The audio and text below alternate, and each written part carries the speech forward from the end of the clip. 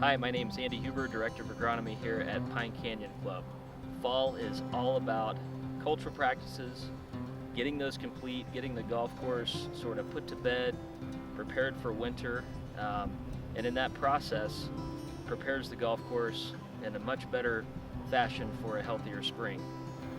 But we tried to tackle one hole per week early in the week, have that aerification done, have the course broken down, dragged, sort of swept, cleaned up, blown.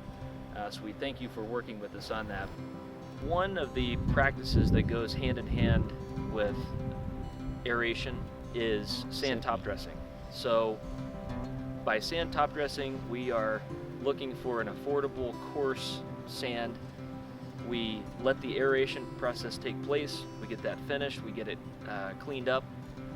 The sand will incorporate in some of the aerification holes, but the sand that doesn't make it into the holes also sits on the surface. So the low areas get filled, the high areas not so much. So you get smoothing, you get firmness, you get better drainage. This particular machine is called the Airway, and it's an attachment that goes in the back of our John Deere tractors. It is not pulling a core out of the ground. We're primarily focusing on the rough with this unit.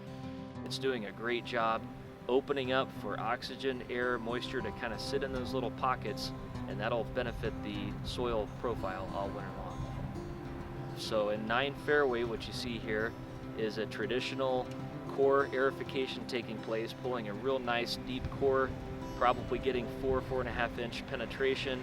Again, the moisture gets down in those holes, sits there, it can freeze, it can thaw, it doesn't matter. It gets down in there, those roots will then fill that void. So on the tee boxes, we aerified, got the cores cleaned up. We are then following that with perennial ryegrass. This ryegrass seed will drop right down in those holes. Some will sit on the surface.